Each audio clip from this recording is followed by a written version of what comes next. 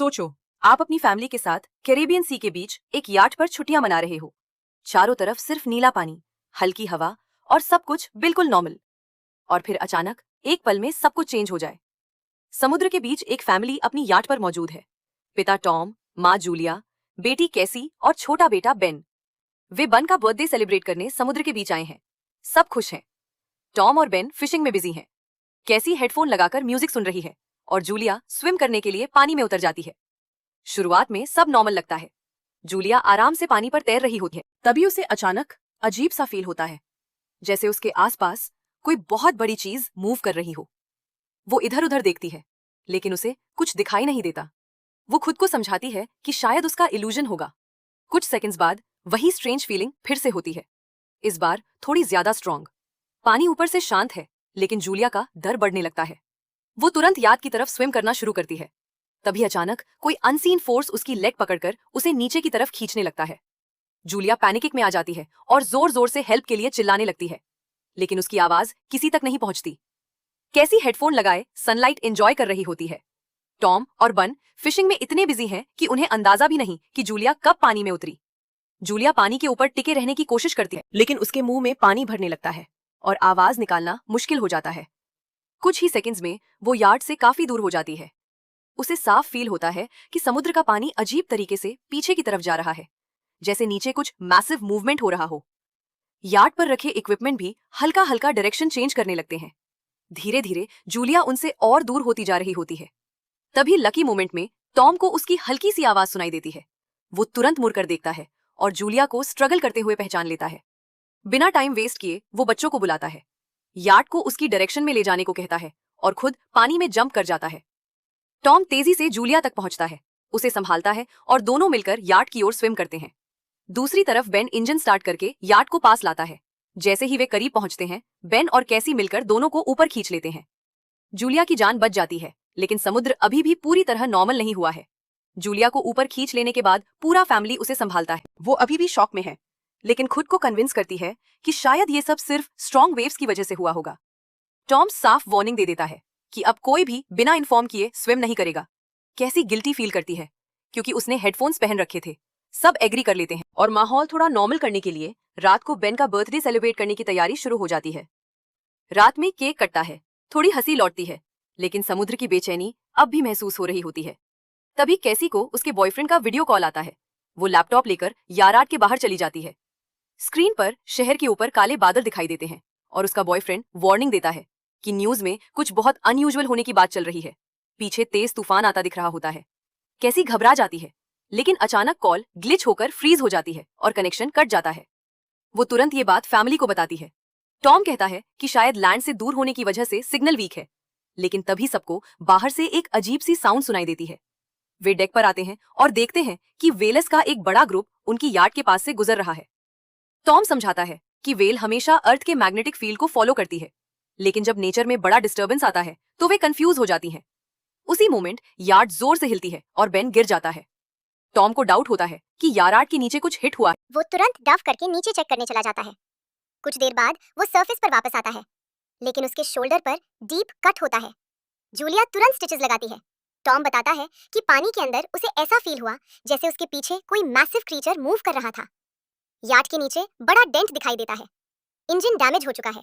अब वे समुद्र के बीच स्टक हैं। जूलिया बार बार रेडियो ट्राई करती है। कैसी फोन पर सिग्नल ढूंढती है, लेकिन कम्युनिकेशन कंप्लीटली डाउन है। अचानक कैसी एक स्ट्रेंज फिगर देखकर चिल्ला उठती है, लेकिन वो सिर्फ बेन निकलता है, जो मास्क पहनकर प्रैंक कर रहा होता है। रेडियो पर एक टूटी फूटी आवाज सुनाई देती है, लेकिन क्लैरिटी इतनी खराब है कि कुछ समझ नहीं आता। तभी रडार पर कुछ डिटेक्ट होता है और एक अजीब हाई पिच्ड साउंड सुनाई देती है। पूरा फैमिली बाहर दौड़ कर आता है और शॉक में देखता है कि आसमान से आग के गोले गिर रहे हैं। पहले वे उन्हें मीटियर समझते हैं। जहां जहां वे गिरते हैं वहां ह्यूज एक्सप्लोजन होते हैं। एक ऑब्जेक्ट उनके काफी पास पानी में गिरता है। टॉम तुरंत इंजन स्टार्ट करने की कोशिश करता है। इंजन मुश्किल से चलता है, लेकिन तभी एक और ऑब्जेक्ट उस एरिया को हिट करता है। याट जोर से हिलती है और फैमिली एक दूसरे को कसकर पकड़ लेती है। उसी मोमेंट टॉम को समझ आता है कि ये मीटियर नहीं है, ये सैटेलाइट है, और अगर सैटेलाइट गिर रही हैं तो दुनिया में कुछ बहुत बड़ा ऑलरेडी हो चुका है।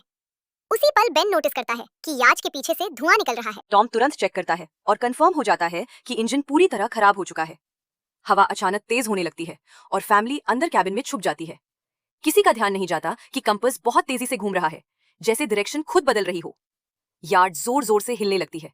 बेन फिर से गिर जाता है और इस बार उसे चोट भी लग जाती है। लहरें तेजी से यार्ड से टकरा रही होती हैं। टॉम स्ट्रगल करते हुए बाहर जाता है और लाइफ जैकेट्स लेकर आता है। तभी पावर चली जाती है और पूरा कैबिन अंधेरे में डूब जाता है। टॉम तुरंत पावर बॉक्स का बटन दबाता है और लाइट्स वापस आ जाती हैं।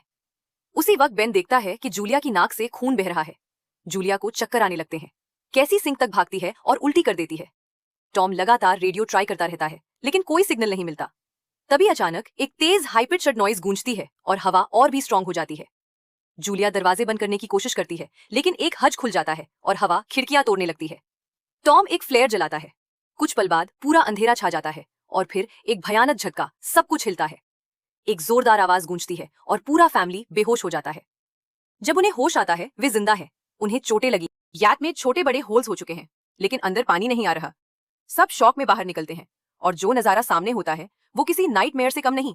समुद्र गायब हो चुका है। याट अब जमीन पर अटकी हुई है। चारों तरफ सूखी समुद्री जमीन बिखरी, मछलियां, गड्ढे और पहाड़ जैसे उभरे हुए हिस्से, जैसे वे किसी दूसरी दुनिया में आ गए हों। जहां कल रात तक पानी था, वहां अब सूखी धरती फैली है।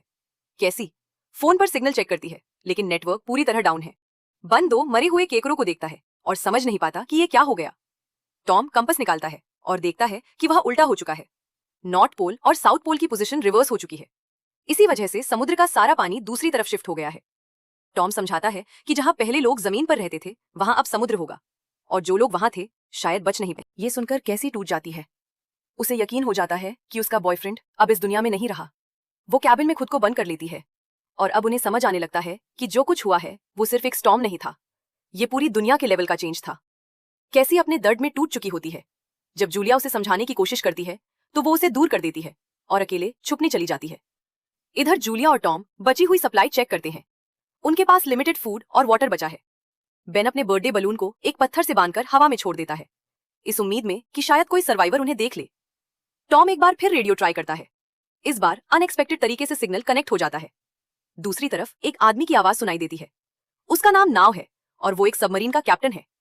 उसकी सबमरीन भी सूखी जमीन पर अटकी हुई है। वो कंफर्म करता है कि अर्थ के मैग्नेटिक पोल रिवर्स हो गए हैं। इसी वजह से ओशन पीछे हट गया है और जमीन डूब गई है। वो बताता है कि कम्युनिकेशन सिस्टम्स पूरी तरह डाउन है और उसने अभी तक कोई और सर्वाइवर्स नहीं देखे। सबसे डराने वाली बात वो ये बताता है कि पॉल्स दोबारा रिवर्स होंगे और लगभग एक हफ्ते में समुद्र अपनी जगह वापस आ जाए। लेकिन जब पानी लौटेगा तो उसकी लहरें बेहद खतरनाक होंगी। कैप्टन वॉर्न करता है कि जितनी जल्दी हो सके ऊंची जगह पर पहुंचो, क्योंकि लो ग्राउंड पर कोई नहीं बचेगा। वो बताता है कि क्रैश में उसका पार्टनर मारा गया और सबमरीन में सिर्फ 3 लोगों की जगह है। ये सुनकर टॉम और जूलिया अपने बच्चों के लिए रिक्वेस्ट करते हैं। वे कैप्टन से कहते हैं कि किसी तरह उनके बच्चों को बचा ले। कैप्टन कोऑर्डिनेट्स देता है। टॉम कैलकुलेशंस करता है कि वहां तक पहुंचने में लगभग 2 से 3 दिन लगेंगे। वो फैमिली से कहता है कि आज रात रेस्ट करो, सुबह निकलना होगा। अगली सुबह फैमिली अपना सामान पैक कर रही होती है। तभी टॉम को पास में कुछ मूवमेंट दिखाई देता है। एक लंगड़ा आदमी हाथ में हारपून लिए, साथ में एक कुत्ता जो लगातार भौंक रहा है। टॉम उसे घायल समझकर हेल्प करने आगे बढ़ता है। वो पानी की बोतल देता है। वो आदमी अजीब लैंग्वेज में कुछ बोलता है जो टॉम समझ नहीं पाता, लेकिन जैसे ही वो पानी पीता है, अचानक बोतल से टॉम के सिर पर वार करता है और चेहरे पर जोरदार किक मार देता है। कुछ ही पल में सिचुएशन बदल जाती है। जिसे टॉम हेल्प समझ रहा था, वो असल में मौत लेकर आया था। जूलिया डर के मारे भागती है, लेकिन तब तक देर हो चुकी होती है। वो आदमी टॉम के पेट में हारपून घुसा चुका होता है। टॉम कुछ पल तड़पता है और फिर वो दरिंदा उसकी गर्दन काट देता है। सब कुछ ही सेकंड्स में खत्म हो जाता है। अब वो आदमी जूलिया के पीछे दौड़ता है और हारपून फेंकता है जो उसके शोल्डर में लग जाता है। दर्द के बावजूद जूलिया खुद को संभालती है और यार्ड के अंदर भागती है। वो तुरंत कैबिन में बच्चों को छुपने के लिए कहती है। दरवाजा लॉक करती है। कैसी और बेन सोफे के अंदर छुप जाते हैं। जूलिया कैसी के हाथ में फ्लेयर गन थमाती है और खुद नाइफ लेकर बाथरूम में छुप जाती है। दरवाजे पर जोरदार धक्के पड़ते हैं। कुछ ही पल में वो आदमी अंदर घुस आता है। पहले वो खाना देखता है और भूखे जानवर की तरह खाने पर टूट पड़ता है। फिर पूरे यार्ड में सर्च शुरू करता है। आखिर वो बाथरूम की तरफ बढ़ता है, लेकिन जूलिया एक छोटे होल से बाहर निकल चुकी होती है। उसे लगता है कि जूलिया भाग गई है, लेकिन उसका डॉग जूलिया को देख लेता है और भौंकने लगता है। कुत्ता उस पर झपटता है और मजबूरी में जूलिया उसे नाइफ से मार देती है। कुत्ते की चीख सुनकर वो आदमी बाहर आता है। अपने डॉग की लाश देखकर वो पागल हो जाता है। इसी बीच जूलिया यार्ड के दूसरे साइड से ऊपर चढ़कर टूटी हुई खिड़की से अंदर घुसने की कोशिश करती है, लेकिन वो आदमी पहले ही वहां पहुंच जाता है। वो उसे पकड़कर जोर से पंच मारता है। जूलिया नीचे गिर जाती है। वो फर्नीचर पकड़कर खुद को बचाने की कोशिश करती है, लेकिन वो उसे लात मारकर दूर फेंक देता है।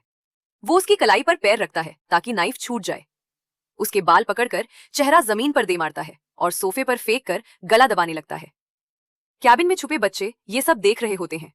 तभी कैसी हिम्मत जुटाती है और फ्लेयर गन जला देती है। फ्लेयर सीधा उस आदमी को लगता है। वो आग पकड़ लेता है और यार्ड में भी आग फैलने लगती है। बच्चों को मौका मिल जाता है, वे बाहर भागते हैं।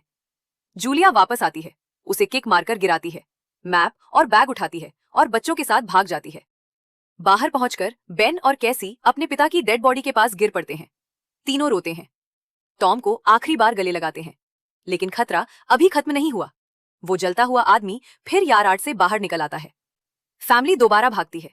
कुछ ही पल बाद जलती हुई यार्ड एक बड़े ब्लास्ट के साथ उड़ जाती है। थोड़ी दूर जाकर वे एक छोटी सी जगह पर रुकते हैं।